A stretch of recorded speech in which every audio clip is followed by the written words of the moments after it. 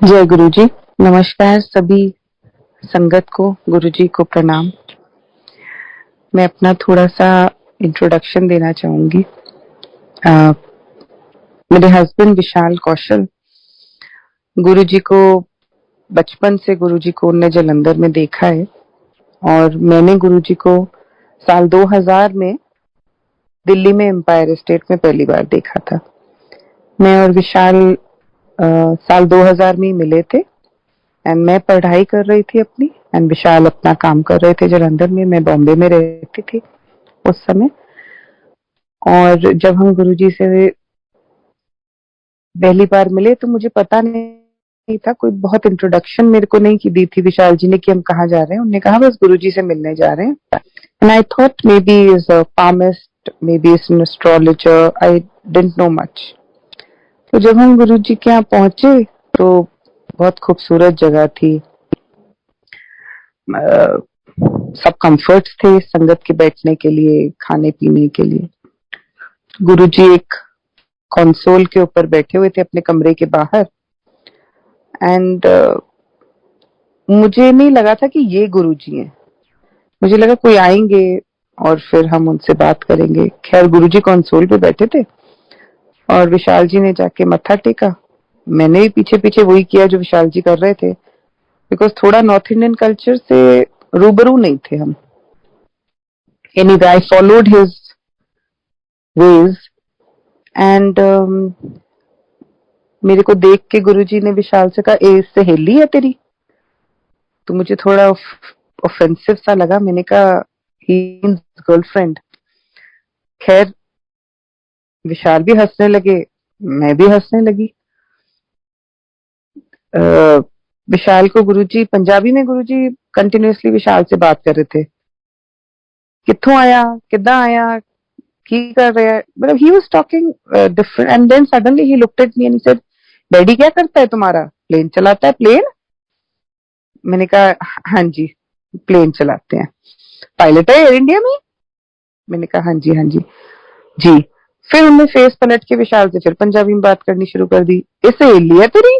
फिर से कहा। विशाल ने कहा हाँ जी गुरुजी। ये तो लड़ती बहुत है। और विशाल और हमारी शादी में कुछ अड़चने आ रही थी। उसकी सिस्टर थी, उसके पेरेंट्स चाह रहे थे कि उनकी पहले शादी हो, कुछ और कारण की वजह से डिले होती चली जा रही थी। तो उस वजह से अनप्लेजेंटनेस विशाल में मेरे बीच में कई कई बार रहती थी। And Vishal being a very शांत person and more very matured, but I used to मैं लड़ती थी, आर्ग्यू करती थी। तो गुरुजी ने बहुत सही मेरे बारे में कहा कि ये तो लड़ती बहुत है। एनीवे ये बात हुई। हमें बड़ा, हमने भी हंसी मजाक में ही लिया। गुरुजी ने जैसे 21, 22, 25 साल के बच्चों से बात की जाती है उस तरह से हमको ट्रीट किया। हमारी भी जितनी समझ थी उस समय हमने भी उतना ही समझा। फिर गुरुजी विशाल से कहते हैं जा कुमिया। विशाल को लगा कुमिया मतलब घुमाओ, दिल्ली घुमाओ, यहाँ वहां घुमाओ। समझ में नहीं आई। अगले दिन विशाल की सिस्टर का लंदन से फोन आया कि मेरी कॉन्वोकेशन के लिए आओ। विशाल किसी तरह 2 दिन में अपना वीजा पासपोर्ट करा के लंदन चले गए। 15 दिन बाद वापस आए तो विशाल ने कहा चलो गुरुजी को मत्था टेक के आते हैं। तो विशाल गुरुजी के पास गए तो गुरुजी कहते घुमाया फिर? तो विशाल को तब समझ में आया कि जो गुरुजी कह रहे थे कि घूमा और जो वापस आने के बाद कहा कि घुमाया तू, मतलब he was, I don't know what he was doing. भेज रहे थे विशाल को, ने घुमा के लेके आए। उसके बाद धीरे धीरे हमको ब्लेस करते रहे। जब हम जाते थे गुरुजी के पास हम सोचते थे आज गुरुजी हमसे कुछ कहेंगे, आज गुरुजी हमको कुछ बताएंगे। बट गुरुजी हमेशा used to bless us and used to always only say one thing, मौजा करो, मौजा करो, ब्लेसिंग्स, ब्लेसिंग्स, मौजा करो। हमें ही नहीं समझ में आता था तब, शायद अब भी नहीं समझ में आता था कि हमको क्या, what we had, we still have. But उस समय जो छूते थे गुरुजी को, देखते थे, सुनते थे, इंतजार करते थे कि गुरुजी डांटेंगे, वो कमी जरूर महसूस होती है। गुरुजी ने हमें ओवर द टाइम बहुत ज्यादा ब्लेस किया, बहुत ज्यादा सहारा हमारे हमारे लिए गुरुजी हैं आज भी। कोई तकलीफ होती है तो मुंह से शब्द यही निकलते हैं, गुरुजी बचाओ। कोई काम होता है तो सबसे पहले थैंक यू गुरुजी। तो Guruji is a part of, is like oxygen for us. Vishal का परसों बर्थडे था, कल बर्थडे था। विक्रम जी ने मुझे फोन किया परसों और कहा आपका सत्संग कराएंगे आज। और मैं नोएडा में अपने पेरेंट्स के लिए फ्लैट तैयार कर रही हूँ पिछले 4 महीने से, और मैं इस कदर मिट्टी में भरी हुई थी जिस समय विक्रम जी का फोन आया। मेरे मुंह से निकला, मैंने कहा विक्रम भाई मैं इतनी इस समय परेशान, थकी हुई, बीमार, और क्योंकि उस समय डस्ट स्टॉर्म आया था और मैं इतनी परेशान थी। मैंने कहा मुझे अब 1-2 दिन का टाइम दे दीजिए। ये बात कहने के बाद मुझे बहुत बुरा लगा कि मैंने ये बात कही कैसे। तो शायद उस समय मेरी तबीयत ठीक नहीं थी और कुछ और कामों में व्यस्त थी, तो मैंने उनसे माफी मांगी और कहा मुझे 1-2 दिन का वक्त दीजिए। कैन एज गुरुजी में वांट इट, कुछ हालात ऐसे बने कि हम लोग की शिफ्टिंग उस फ्लैट में 22 तारीख को कल के दिन पे हुई। विशाल जी का बर्थडे था एंड विशाल ने सुबह हमसे कहा फटाफट 5 मिनट में तैयार हो जाओ एंड मंदिर जाना है। मैंने कहा शायद नोएडा टू गुड़गांव 1.5 घंटा, इसे नहीं बस जाना है। मैंने किसी से रिक्वेस्ट की है कि हमें बस 5 मिनट के लिए माथा टेकने दीजिए। खैर गुरुजी की इच्छा थी हम जा पाए।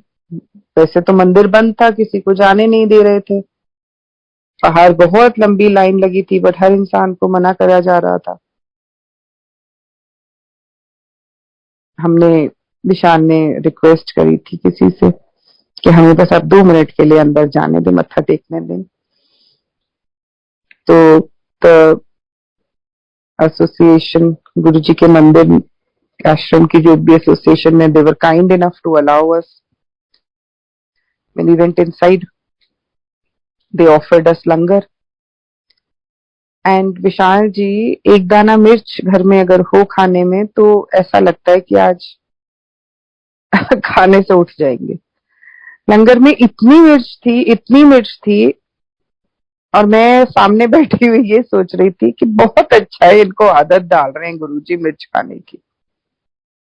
मेरे बच्चे और विशाल जी, उनने, मतलब मुझे तो लंगर इतना स्वादिष्ट लग रहा था, इतना स्वादिष्ट लग रहा था, बट ये लोग कोई, और इन सब ने इतने शौक से खाया।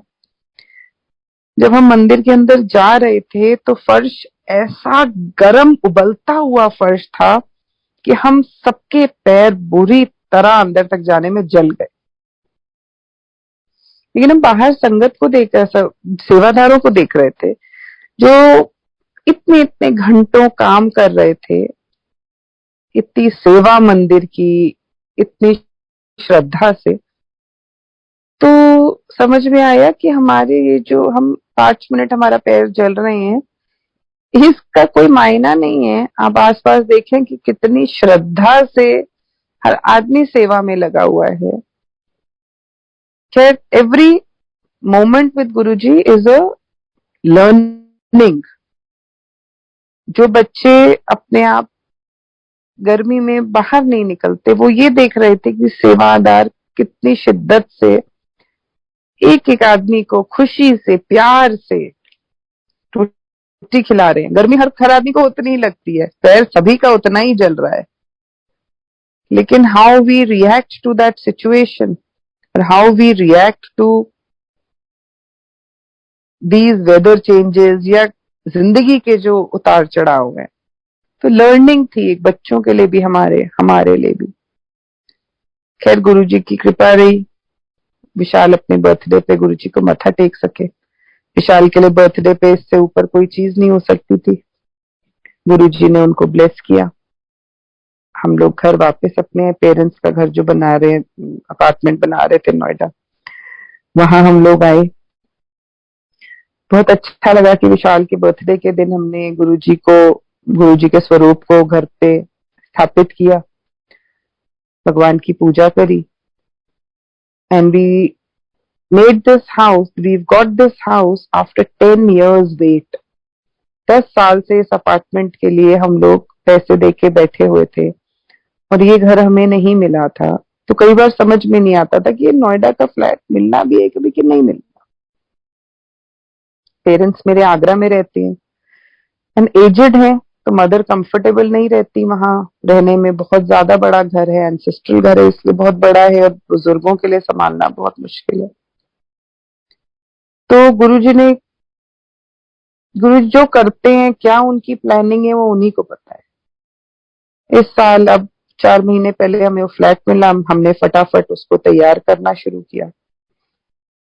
अभी 2 दिन पहले ये फ्लैट तैयार हुआ है एंड ऐसी गुरुजी की कृपा है कि फ्लैट के नीचे मेरे ताऊजी का बेटा रह रहा है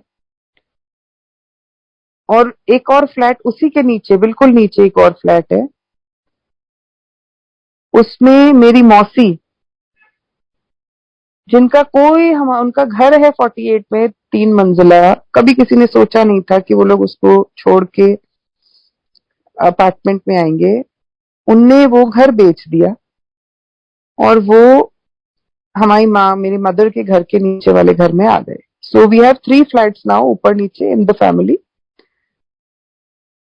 एंड मतलब मेरी मदर के लिए सबसे क्लोज मेरी मौसी है। तो गुरुजी ने किस तरह, वो भी गुरुजी के साथ जुड़े हुए हैं कुछ साल से, वो और उनके हस्बैंड। इस तरह गुरुजी ने उनको यहाँ पे भेजा। मैं तो कहूंगी कि भाई मेरे पेरेंट्स को ही लुक आफ्टर करने के लिए भेजा, क्योंकि मैं चंडीगढ़ में रहती हूँ तो मैं भी परेशान रहती हूँ। पेरेंट्स हैं, सिस्टर बीमार है, फादर बीमार रहते हैं, कैंसर सर्वाइवर हैं, स्ट्रोक हुआ था उन्हें 2-3 साल पहले। तो his health is not very good, mother भी हार्ट पेशेंट है। तो कजिन ब्रदर का और मौसी का बहुत बड़ा सपोर्ट रहेगा। So his planning, his what he is planning is way beyond what we can imagine. पहले मैं प्लान करती थी हम 6 महीने बाद ऐसे कर लेंगे, हम 2 महीने ये देखो इसकी पढ़ाई हो जाएगी, फिर हम ये कर लेंगे, फिर हम। सडनली मेरे अंदर एक चेंज आया है and I have started believing that you have to surrender, but surrender completely, which is very difficult because we are all logically thinking people. But if you are in Guruji's शरण, तो आपको completely अपने आप को surrender करना पहले सीखना पड़ेगा। क्योंकि ये जो हमारे मन की परेशानियां हैं, ये हमारे मन की उपजाई हुई हैं, खुद पैदा करी हुई हैं। जब हमारे अंदर गुरुजी, अगर हमें गुरुजी पे इतना विश्वास है तो हम अपना दिमाग लगाते क्यों है। चंडीगढ़ में एक गुरुजी की पुरानी संगत है, अश्विनी शर्मा जी। मैं जब उनसे मिलती हूँ तो मुझे बड़ा, I am really amazed. He is a very simple human being, but the kind of surrender a lot of sangat has is remarkable. आप वो अपना दिमाग लगाने की कोशिश करते ही नहीं है। और गुरुजी अपने बच्चों का ध्यान रखते हैं, ये मेरा कहने की कोई बात ही नहीं है। जिस तरीके से हमारी जिंदगी पे गुरुजी ने असर रखा, कुछ तकलीफें, कुछ परेशानियां जो आपको बहुत बड़ी लगती हैं, जब वो 1 सेकंड में उसको, जब सही वक्त होता है तो इस तरीके से उसको बदल देते हैं कि आप सोचते रह जाते हो कि ये तो बहुत बड़ी परेशानी थी, इतनी जल्दी, इतनी स्मूथली हमारी सॉर्ट आउट हो गई। तो हम, I think we are creators of our own problems somewhere. If we surrender to Guruji Maharaj completely, if we learn that, अगर हम सीख जाएं गुरुजी महाराज के चरणों में टोटल सरेंडर करना, तो हमारी जिंदगी और हमारी जो स्पिरिचुअल जर्नी है वो इजी हो जाएगी। क्योंकि शायद गुरुजी भी बार बार ये बात कहा करते थे कि असली चीज तो कोई मांगता ही नहीं है, सब मटेरियलिस्टिक वर्ल्ड में फंसे हुए हैं। तब समझ होती तो हम गुरुजी से कहते, गुरुजी मोक्ष, गुरुजी आपका साथ, ये चाहिए हमें, हर समय आपका साथ में रहना, ये चाहिए हमें। वो तब समझ नहीं थी, और अब जब समझ आई है तो अब हमें ज्यादा मेहनत करनी पड़ेगी गुरुजी के चरणों में रहने के लिए।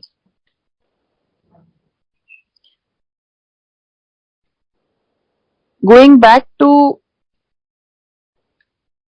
माई time, our times with Guruji, आज जब मंदिर जाते हैं तो आप बहुत एक सिस्टम देखते हैं जिसको लोग कंट्रोल कर रहे हैं, लोगों को उस पर मेहनत करनी पड़ी है, सेवादारों को बहुत मेहनत करनी पड़ रही है। उस समय गुरुजी बैठे होते थे और इतना डिसिप्लिन होता था कि एक चूंकि आवाज नहीं आती थी कहीं। गुरुजी का हमारे मन में श्रद्धा, डर, जो उसको कहने, वो इतना ज्यादा था कि हम कभी कोशिश ही नहीं करते थे, गुरुजी की तरफ ऊपर देखने की हिम्मत नहीं होती थी, शोर मचाना तो बहुत दूर की बात है। There was utmost discipline in गुरुजी's दरबार। आज भी बहुत ज्यादा सब कोशिश करते हैं कि वो डिसिप्लिन मेंटेन रहे, एंड आई थिंक बहुत हद तक बहुत अच्छे ब्यूटीफुली मेंटेन होता है।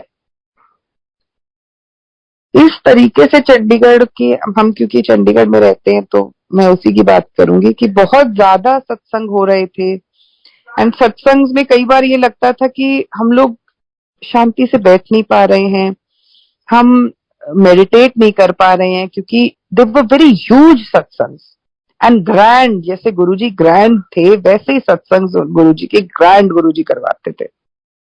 ये कोरोना का टाइम आया तो बिल्कुल suddenly everything close down, and सिर्फ मीडियम एक ही रह गया था कि जूम कॉल्स पे आप सत्संग सुन सकते हैं, and that was the only way left to connect. धीरे धीरे मुझे सत्संग करने की कभी समझ नहीं थी,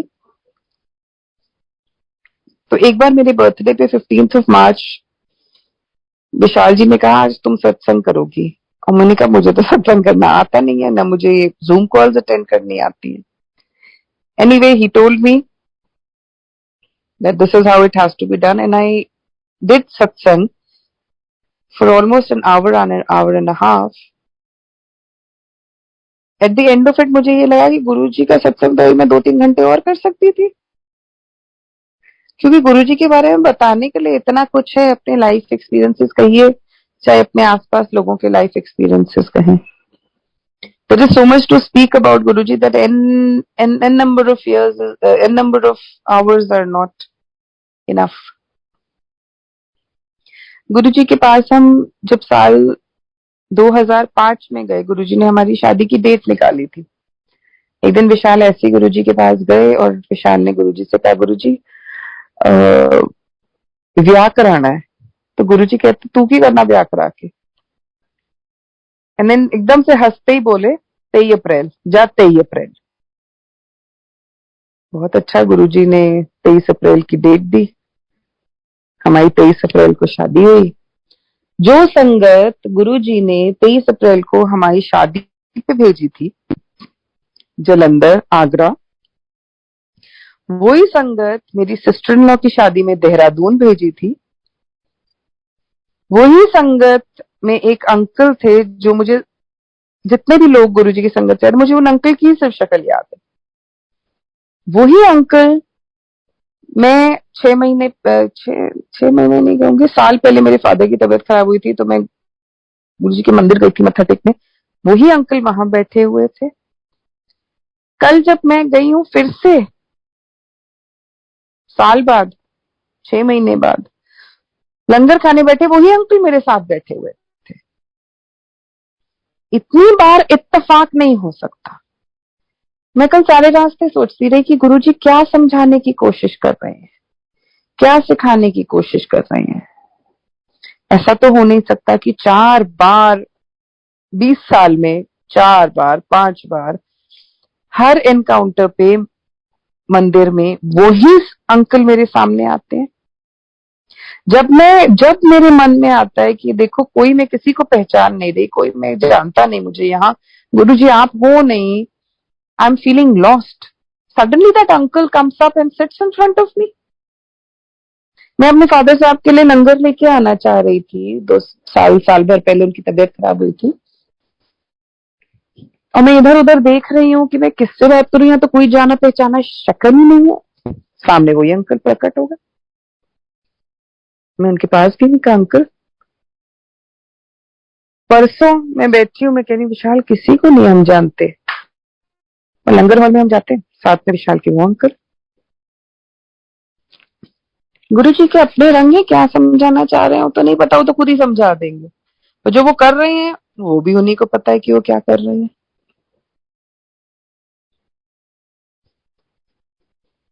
गुरु जी ने हमारी जब शादी ब्लेस करी, उसके बाद 1 साल बाद हमें बेटे के साथ ब्लेस किया।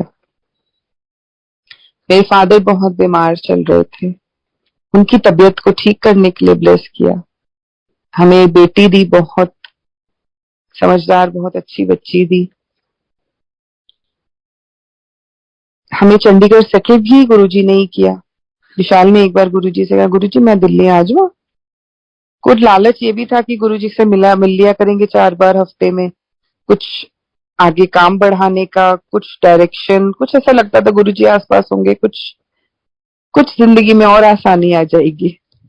It's just like having your father around, कि वो हैं तो एक सहारा है। गुरुजी ने कहा नहीं, पहला तू चंडीगढ़ ते आ। He moved us to Chandigarh, and thanks to him, we've had a comfortable life with his blessings. Life में हर्डल्स आती हैं, बट गुरुजी उसको बहुत संभाल देते हैं, हमें उस मुसीबतों से निकाल देते हैं। हम एज नॉर्मल ह्यूमन बीइंग्स, हमारे लिए ये रोजाना की तकलीफें ही जिंदगी हैं, क्योंकि अभी हम सेल्फ एक्चुअलाइजेशन की तरफ तो चले ही नहीं है। फॉर अस आवर स्पिरिचुअलिटी और our self actualization begins and ends with Guruji Maharaj. जो सिखाना है वो सिखाएंगे, जो समझाना है वो समझाएंगे। कुछ टाइम पहले अभी मेरे हस्बैंड की, विशाल की आईज रेड होनी शुरू हो गई थी बहुत ज्यादा, and he had terrible migraine issues. हमें समझ में नहीं आ रहा था, because we couldn't find any proper medication, and whatever medication was given by doctors, Vishal was not comfortable with. तो मैं रोज गुरुजी को कहती थी, गुरुजी इसकी प्रॉब्लम्स ठीक करिए। एक दिन मैंने कहा गुरुजी इसकी प्रॉब्लम्स मुझे दे दीजिए, he can not handle it. And आप मानेंगे नहीं, उसके अगले दिन से मुझे इतना सीवियर पेन होना शुरू हो गया। अब आप उसे सेल्फ मैनिफेस्टेशन कहें चाहे जो भी कहें, I had such severe pain in my same side of the head जहां विशाल को होता था। मैं गुरु जी कह रही हूँ, मैंने कहा गुरु जी मैंने कहा तो था कि आप मुझे उसकी तकलीफें दे दीजिए, but this is very painful. धीरे धीरे my pain subsided, it went away, but he gave me a glimpse of what Vishal must be going through. The problem didn't end, क्योंकि हमारे कर्मों का जो है वो तो हमको भोगना ही है, उसको स्मूथ करना, उससे हमको पार कराना, हमें हील करना, हमें दिशा देना, वो हमारे लिए हमारे गुरुजी, हमारे फादर हैं। लेकिन कई बार गुरुजी कहते थे ना, मांगो मत, तो हम क्या मांगते हैं, कई बार हम शायद गलत भी मांग लेते हैं, हमें ये पता ही नहीं होता कि हमारे लिए सही क्या है। So I think we need to have a better understanding and have more faith on our Guru and leave all our situations to him, for him to guide us. मेरा बेटा 10th में है, तो मैं कई बार बड़ी परेशान हो जाती हूँ कि I hope he focuses on studies, और अच्छा बच्चा है, एनर्जेटिक बच्चा है, गुरु जी का दिया बच्चा है। कई बार गुस्से में मेरा हाथ उठने वाला होता है, मैं सोचती हूँ मैं क्या कर रही हूँ। कि गुरुजी का दिया हुआ बच्चा है और मैं उसको डांट रही हूँ, उसको मतलब why do I not trust him and leave it to him? उनके बच्चे वो अपने आप देखेंगे, मेरे बच्चे नहीं है, उनके दिए हुए बच्चे हैं, तो सबसे बड़ी जिम्मेदारी तो उनकी है, मुसीबत उनकी है, हम क्यों परेशान हो रहे हैं? गुरुजी ये आपकी परेशानी। मेरे फादर साहब का एक बार पेट स्कैन होना था एंड सब डॉक्टर्स ने कह दिया था कि this cancer, it has come back into his eyes. मैं बहुत ज्यादा परेशान थी, मैं गुरुजी के मंदिर गई and thanks to all the सेवादार, मुझे पता नहीं उनको क्या समझ में आया, क्या दिखाई दिया, मैं गुरुजी के स्वरूप के सामने बैठी हुई थी और किसी सेवादार ने मुझसे एक बार नहीं कहा उठिए वहां से। मेरे आसपास के सब लोगों को उनने उठा दिया, आप जाइए, आप आगे बढ़िए, मत्था टेक लिया, ये करो, आप आगे जाओ, लाइन में लगो। बट गुरुजी की कृपा कि बिल्कुल इतनी हजारों की भीड़ में से मुझे बुला के बोला आप मत्था टेक लीजिए सामने, एंड मेरे को 2 4 5 मिनट बिल्कुल नहीं हिलाया and all I said to Guruji was thank you for everything and your problems are yours, they are not my problems. You have put me in these problems, you find a solution because I am a lesser mortal, I have nothing. मैं क्या कर सकती हूँ, मैं क्या हूँ, मैं तुच्छ इंसान हूँ, खूब कमियां हैं हम में, बुराइयां हैं हम में। एंड आई सेड गुरुजी या तो आप मेरे फादर साहब को ठीक कर दो या आप उन्हें अपने पास ले जाओ।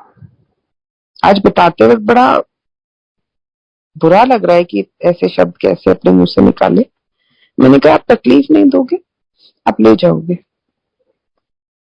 And we went for the PET scan the next day, and against all doctors' opinions, my father there was no trace of cancer. So, कई बार हम दिमाग लगाना जो शुरू करते हैं वो हमारी सबसे बड़ी प्रॉब्लम है। इनफैक्ट गुरुजी के सब्जेक्ट में we should just close our brains. Doubts आते हैं लोगों के मन में कभी। मेरी एक फ्रेंड थी, बात करते में याद आया, चंडीगढ़ की। She had a son the same age as my son and उसके बाद वो कंसीव करने की कोशिश कर रही थी और उससे कंसीव नहीं हो रहा था एंड उसकी मदर भी बड़ी परेशान, वो गुरुजी से जुड़ी हुई थी, बहुत बहुत बढ़िया लेडी है।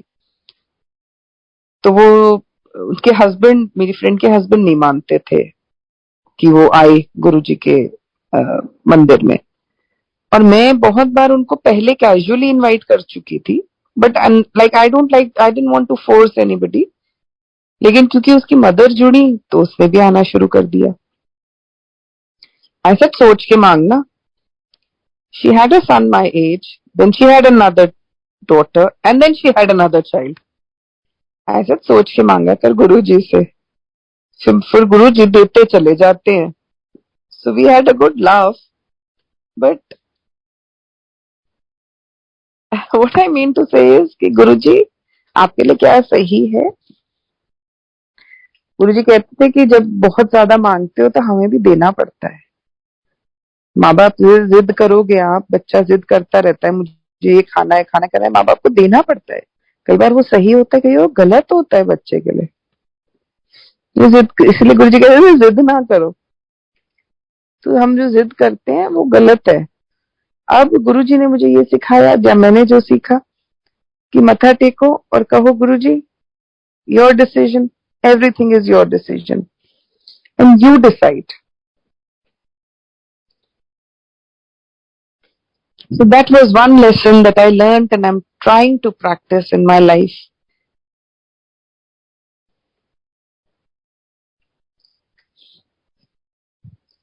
विशाल जी के बारे में अगर मैं कहूँ तो his relationship with Guruji started very early in life.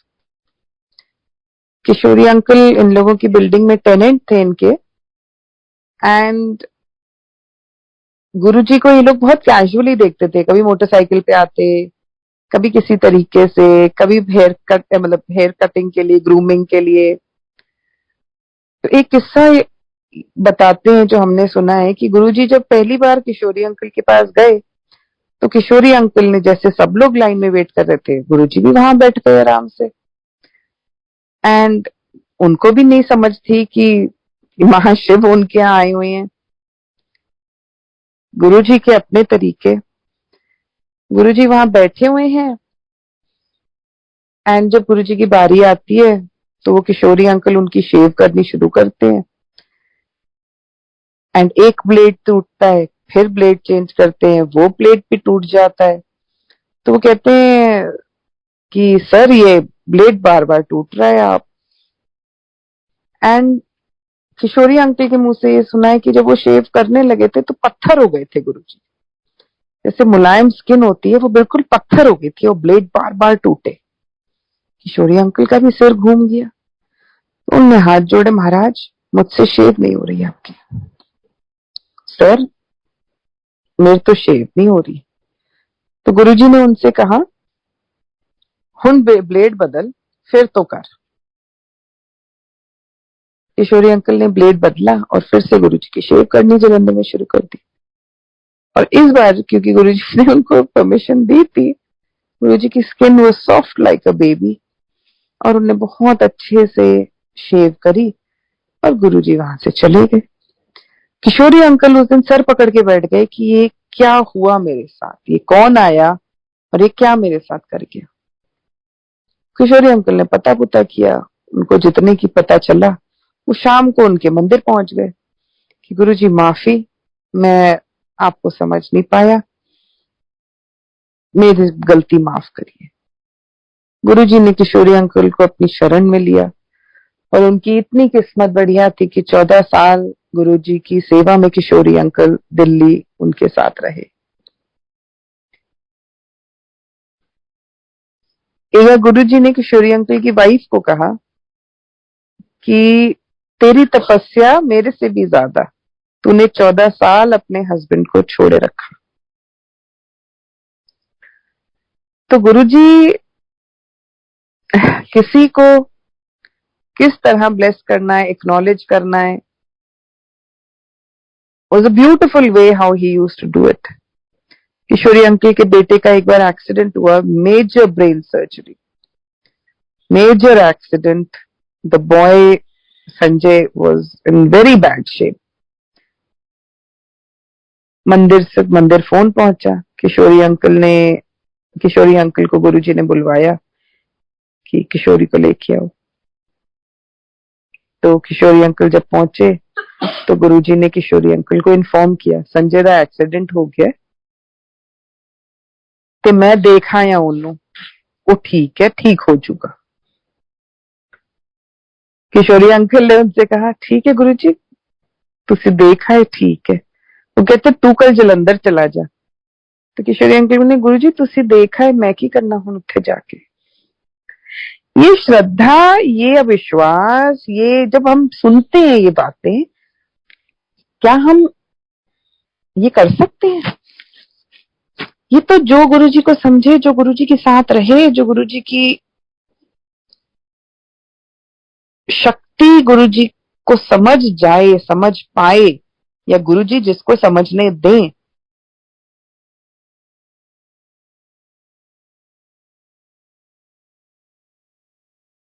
खैर गुरुजी ने किशोरी अंकल बोला नहीं आप जाइए। किशोरी अंकल जलंधर गए और शायद थोड़े देर में वापस आ गए।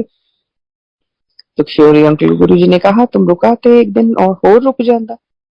बोलते नहीं वो तो तुसी देख लोगे तो आधी सेवा। तो गुरु के चरणों में सेवा मिलना बहुत किस्मत की बात है। मैं अपने आप को बहुत भाग्यशाली समझती हूँ कि मैं गुरुजी को मत्था टेक सकी।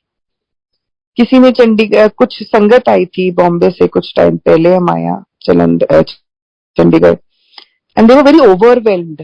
और मुझे लग रहा था ये इतने ओवरवेल्म्ड क्यों है हम लोगों से मिलके, जैसे ये है वैसे हम है। तो मुझे समझ आता नहीं, गुरुजी चोज अस टू कम।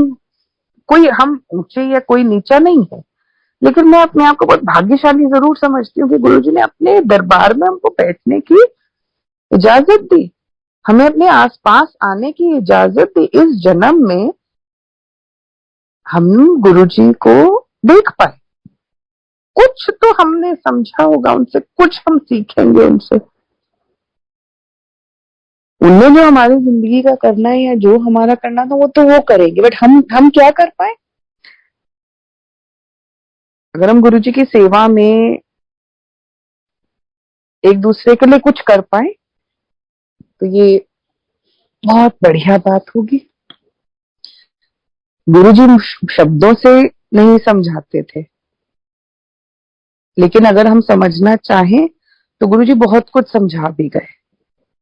गुरु जी कहते थे संगत आपका परिवार है। गुरु जी कहते थे मटेरियलिस्टिक लाइफ के आगे भी कुछ है। गुरु जी कहते थे शिव पुराण पढ़ो। गुरु जी ने दिशा निर्देश बहुत किए। चंडीगढ़ में सुखी आंटी है, उनके पास डायरीज एंड डायरीज लिखी हुई हैं गुरु जी के शब्दों की। 6 महीने कोरोना के आने से 6 महीने पहले शी हैड स्टार्टेड सेइंग बहुत माड़ा वक्त आने वाला है, बहुत माड़ा वक्त आने वाला है। और संगत पे हमें बड़ा, सत्संग पे हम जाते थे, मैं बड़ा सोचती थी, मैंने कहा बुजुर्ग हैं, इनके शब्दों का कोई मायना है क्या? खराब वक्त आने वाला है, ऐसा क्या होने वाला है जो ये कहते हैं बहुत माड़ा वक्त आने वाला है? मुझे लगता था माड़ा वक्त यही है कि लोग, इंसानियत खत्म होती जा रही है, लोग बुरे होते जा रहे हैं, एक दूसरे की केयर नहीं है, किसी की कोई मुझे यही बुरा वक्त आने वाला होगा, यही बुरा वक्त। लोग कहते हैं कलयुग है, कलयुग है। मैंने कहा उनका यही मतलब होता होगा। But as things started getting bad and repeatedly जब वो बोलते रहते थे, मैंने एक दिन उनसे रिक्वेस्ट करी, मैंने कहा आंटी थोड़ा सा समझाइए कि कौन सा बुरा वक्त आने वाला है। तो उन्होंने कहा गुरुजी कहते थे death, divorce and depression. And it was so true. That is exactly what has been happening for the past 3 years। लोग डिप्रेस्ड हैं। आज कोई भी देख लो, मैं अपने आप के बारे में कहूंगी कि मैं 2 साल में कितने अप्स एंड डाउन्स देखे, कितना ज्यादा अननेसेसरी डिप्रेशन। आपके बच्चे ठीक है, आपके घर परिवार में आपकी रोटी पानी चल रही है, काम है आपके पास, सब सुख सुविधाएं हैं, बट वी आर डिप्रेस्ड। कहीं ना कहीं हम सब, कहीं ना कहीं हमारे लोज आ रहे हैं, क्योंकि शायद हम जो स्पिरिचुअल पाथ हमको एक्चुअली गुरुजी अपने दिया, हम उस पर चल ही नहीं पाए। तो शायद कहीं उस वजह से हमें depression, death and divorce you can see everywhere, there is no tolerance. सड़कों पे लाशें पड़ी रहेंगी, कोई उठाने वाला नहीं होगा। Yes, that happened. So Guruji ने तो कब बता दिया था। सुखी आंटी बार बार कहती थी सत्संग सुनिए, संगत में रहिए, पूजा पाठ करो। नॉट द स्पिरिचुअल पूजा पाठ, नॉट द सेंस कि आप बैठे घंटियां बजा रहे हो, but be on the spiritual path, do part, and that is the only way to get out of this situation. हम लोग आंटी से पूछते थे आंटी बुरा टाइम आने वाला, फिर क्या करेंगे? तो कहते थे गुरु की रजा में रहो, गुरु की रजा में रहो, सत्संग करो, पाठ सुनो, पाठ करो, अमृत वेला में उठो। मतलब there were things which she used to say and which made so much sense. तो गुरु जी तो सबको कुछ ना कुछ कह के गए, बट हमने कितना की समझा उसमें से, वी डोंट नो। मेरे विशाल को एक बार गुरुजी ने कहा, मेरी मदर बैठी थी और मेरी मदर को बोलते विशाल दी मम्मी। तो मेरे मम्मी ये कहते कहते रुक गए कि मैं तो आशिमा की मम्मी हूँ। बोलते हाँ विशाल दी मम्मी। फिर से कहा उनने, मेरी मम्मी चुप हो गई। मेरी मदर का और विशाल का बहुत स्पेशल रिलेशनशिप है, which does not include me. I am there, but they have a very beautiful relationship of love, respect, and more than that. गुरुजी के जो शब्द होते थे वो अब हमें समझ में आते हैं, उसके अब हम मायने ढूंढते हैं। गुरुजी ने ऐसा कहा था, इसका क्या मतलब था? जब उन्होंने कहा मुझसे कि ये तो लड़ती बहुत है, which was 100% right. I use to fight like, अरे सबर आया गुरुजी की संगत में रह के। सब्र आया, संतोख आया, गंभीरता आई पर्सनालिटी में, सरेंडर आ रहा है धीरे धीरे. सो what he did to us, probably कोई sermons, कोई प्रवचन, कोई कुछ उस तरीके से हमें नहीं बदल पाता जिस तरीके से गुरुजी को एक बार मैंने बड़ी हिम्मत करके जाके कहा, मैंने कहा गुरुजी विशाल पींदा बहुत है. 1 year later Vishal gets up and he says, Ashima खाना लगाओ at 7:30, 8 o'clock. And I was like, hey Bhagwan, abhi khana kha ke then he's going to sit and drink. But that was the last day he had any alcohol. It's been over 14, 15 years. Vishal has not had a drop of alcohol, which is so shocking for his entire family and for everybody who knew him. He was an extremely disciplined man, but he would have his drinks like every Punjabi every day. तो एक छोटी सी प्रार्थना जो मैंने गुरुजी से करी, जिसका उनने मुझे उस समय बिल्कुल संगत में बैठे हुए बहुत जोर की डांटा, तेनू किने पूछे, जाके पीछे बह जा. But I didn't have any ego between him and me. मैंने कभी अहम नहीं आया, इनने मुझे गुस्सा कर दिया मैं नहीं आगे जाऊंगी, इनने मुझे गुस्सा कर दिया मैं नहीं जाऊंगी. There are people who have had these responses and have lost everything. तो पहली चीज है कि आपको अपना अहम ईगो को तो खत्म करना ही पड़ेगा. अगर आपको गुरु के दरबार में जाना है तो आप अपना मस्तिष्क को नीचे करके जाएंगे तो ही कुछ पा पाएंगे. हम ये सोचे कि गुरुजी बॉडी फॉर्म में नहीं है एंड वी कैन, हम ये है हम वो है, गाड़ियों में हम, I mean like people calling up and saying हमारी गाड़ी गेट तक जाएगी. I have seen people do that. No, that's not the way you go to a mandir. You go in a line, you do as all Sangat does. And I have seen some very senior officers, some very senior bureaucrats, Guruji की सेवा में. I mean, कितनी उनकी आस्था, कितनी उनकी श्रद्धा है और कितने विनम्र हैं और कितने हम्बल हैं. And that was the reason why they were in Guruji के आसपास रहने के लिए आपको बहुत विनम्र, बहुत हम्बल होना पड़ता है. सो आई थिंक वो एक दिन हम्बल होने का या एक दिन समझने का कि ये तो गुरु है, ये तो हमें मारे पीटे डांटे कुछ भी कर सकते हैं, but it paid me off and it's paying me till now, because I know that when there is, अगर आपके घर में इतनी बड़ी चीज हो जाए तो आपके परिवार को कैसे बेनिफिट करती है. So we must be humble, we must submit ourselves to Guruji Maharaj Charan, and life is very beautiful. So I thank you all very much for giving me this opportunity to speak about Guruji. Thank you Vikram uncle, thank you very much for giving me this opportunity, and I will look forward to come and speak about Guruji sometime again. Jai Guruji, thank you very much.